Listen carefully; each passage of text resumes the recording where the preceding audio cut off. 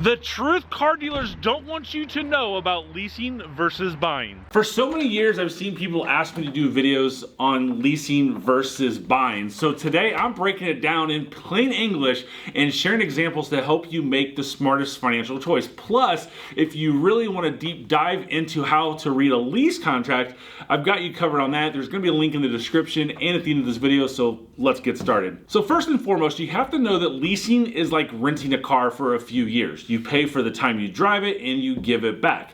Think of it like renting an apartment instead of buying a house. You don't own it, but you use it how you will, and it's always new and shiny when it comes to a car. So buying is exactly what it sounds like. You finance the full price of the car, you own it. Once it's paid off, it's yours, you keep it, you can modify it, you can sell it later and do with what you want with it. Here's a key comparison. Leasing might cost $300 a month for 3 years, while buying the same car on a loan could cost you $500 a month on 5 or 6 years. One feels cheaper now, but there's more to think about it. Leasing has its pros. You have a lower monthly payment, you drive a brand new car 2 to 3 years old, you have less maintenance costs. Oftentimes the warranties are always in effect. If you drive 15,000 miles a year, you have a very limited time frame of exposure of a claim on a car, but it also has its cons as well. You sign up front your mileage that you're going to drive. So if you go over that, I don't like calling it a fee. Everyone's gonna call it a fee, but you pay for what you use. So yes, there is a fee at the end that is substantially more than what it is at the beginning, but you still ultimately pay for what you use. You don't have any ownership, so you're not building any type of equity. It's expensive if you want to end the lease early, which we're going to talk about later in the video. And don't forget about the manufacturer restrictions or fees that can catch you off guard if you're not planning to lease again from the same brand. And of course, buying has its pros. It's an investment, which it's an appreciated investment, but it's an investment. You own it once it's paid off. You don't have any mileage restrictions, so you can road trip away. You have freedom to modify it or keep it as long as you want, but it also has its cons. So up front, you have a higher monthly payment. You have long-term maintenance that can cost and stack up. And the way the cars are today, that could get really expensive. And then depreciations. Cars lose their value quickly. So if it's something that you want to trade in a short period of time, you know, that's going to cost you a lot more money at the end. So now that we've got the basics covered, let's dig into some of the key terms that can make or break your lease. First, let's talk about commitment. When you lease a vehicle, you're signing a contract to keep that car the entire lease. If it's a 2-year lease, 3-year lease, 4-year lease, it doesn't matter. You have to look at it that you are committing to the lender that you promise to keep this car for that time. This means if you break it, you're going to pay dearly for it. So it doesn't matter in 1 month or 2 months or 30 months, if you say, hey, I want out of this car, whatever remaining balance payments are left, you have to pay. So getting out of a lease early can be very costly and put you in a tough financial situation. You may end up paying for all those lease balances plus early termination fees and other penalties. So if there's even a small chance or a major lifestyle change like a new job, a move, or even just wanting a different car, you need to think carefully about leasing. Now, under the residual value, this is how much the leasing company thinks the car will be worth at the end of the lease. I like to call it a swag, scientific wild ass guess, because that's all we're doing. We are looking into the future based off of past data and what we think the car is going to be worth. And obviously, if any of us could see the future, we wouldn't be meeting in this video at this time. So higher residual means the lower the monthly payments. And that's the thing to remember on leasing is just because a car's MSRP is higher doesn't mean that the payment is going to be higher. Sometimes that $1,000 or $2,000 difference could mean the car payment go lower. So keep that in mind. You want a residual value as high as possible, you want the MSRP as high as possible, and then you want the purchase price as low as possible. Those are the key factors of a lease. So for example, a car with a 60% residual value after 3 years might and probably will cost you less than one with a 50% residual value. Then there's the disposition fee. I just recently saw this on Facebook that someone was complaining about a disposition fee. This is basically the cost to return the car at the end of the lease, and that's going to be on your contract. And again, I'll link that video at the end of this one so that way you can read up on how a lease contract looks and what to look for. Think of it as a cleaning or restocking fee, and it can range from anywhere from $300 to $500 traditionally speaking. The dealership does not keep that money. This goes to the bank. So don't get mad at the dealership if you get a bill from your leasing company. So the way to avoid this fee is to lease another car from the same manufacturer, but sometimes, they just don't even care and you just make you pay it anyways. And lastly, let's talk about something that's been a game changer since 2020. Some manufacturers like Honda, GM, Toyota, whoever, now restrict leased returns to their own dealership. That means you cannot take your leased Honda to a Ford dealership and trade it in. Honda will absolutely not allow you to do that. Again, you don't own this car. The leasing company owns this car, so they can dictate how you handle this car. So Honda wants to keep the lease in-house. Ford, by the way, has always made payoffs very, very difficult. If you want to buy out your lease, or you trade it in, or you want to pay it off early, you always have to call the selling dealer, not Ford Financial, the selling dealer, to get a payoff quote. As a consumer, let me just say this, as a dealer, I don't like that idea. I don't want to tip off the other dealer, especially if they're local, that you are in my dealership wanting to buy a car.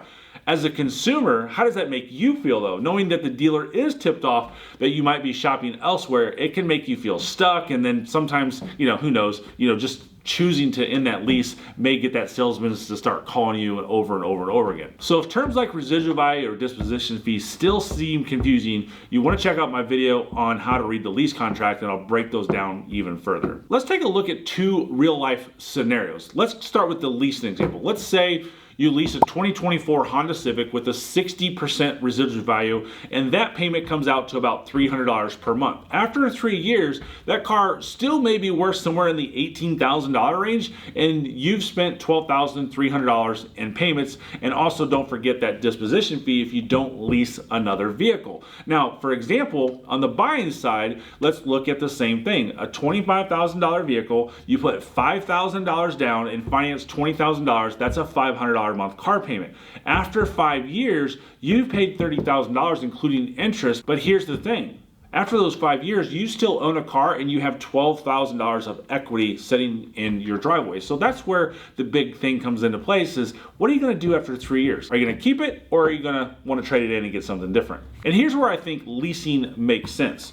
You value driving new cars with the latest features. Hello, that's me. I like getting new cars every single year. You prefer predictable monthly payments. You drive less than, I would say, 15,000 miles per year. 10 and 12,000 miles a year is definitely ideal, but 15,000 pretty much is the tap out of that. Sir, there's places out there that if you drive 30 or 40,000 miles a year and you do need to get a car every 2 or 3 years, that could come into play. Those are typically business owners and people who work for sales jobs that they're getting some type of kickback from their business, but those are totally different rabbit holes that we can go down to. Another big thing is you're planning to stay with the same brand to avoid fees and restrictions. Obviously, I've talked about Honda and Toyota are some of the most loyal people out there. If you're gonna stick with them, hey, stick to leasing. Let's talk about when buying makes sense. Buying is better if you plan to keep the car for long term. If you don't trade your cars very often over the history of you buying cars, definitely don't lease. You want to save money in the long run. Leasing definitely costs you more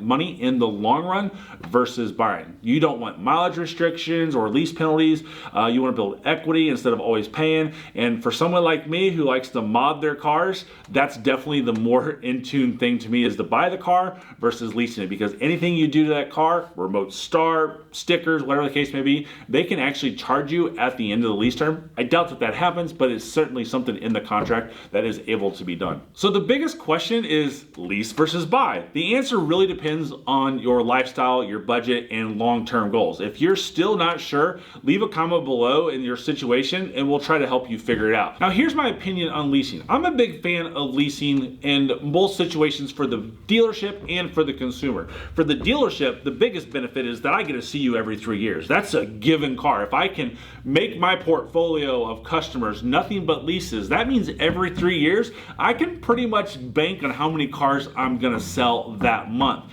That's a huge deal for me as a salesperson. For you as a consumer, it's great because, again, you can just walk in and say, hey, my lease is up, I need this and whatnot. The biggest risk you face, though, when leasing is major lifestyle changes. Things like getting married, having kids, moving, or even changing jobs can make a lease a bad fit. Now, typically, with my experience, younger people aren't the best lease candidates because they tend to have more changes in their lives. I'm talking the 20-year-olds, the 24-year-olds that aren't married and are not stable and are always changing something in their life. Pretty typical of that age bracket, so you have to be really careful when those people are leasing cars. And not to mention, they may drive a whole lot more than the average person because they're out doing fun things or traveling or so on and so forth. So if you can commit to a 3-year lease, go for it. But if you consistently changing cars or needing flexibility, leasing probably isn't for you. And if you listen to anything Dave Ramsey says, he's gonna call the lease a fleece. So don't do it. He talks about it way more depth than I'm ever going to, but I don't always agree on everything that Dave Ramsey says. Again, it's all matters of what's good for you. For someone like me, I'm a boring person who just drives to and from work and I fly on all my vacations. This is the perfect thing for me because I know how many miles I drive per year on my daily driver. Now, I like to get new cars every year, every 2 years, and with that being said, it's a hassle-free of ownership. So if it sounds like you, then leasing might be the way to go. But I can promise you here that if you are unsure of leasing, do not do it. Buy the car and figure the rest out later. I mentioned it earlier in the video, so make sure you check out this video right here so you know how to read a lease contract. And if you're purchasing, that video right there.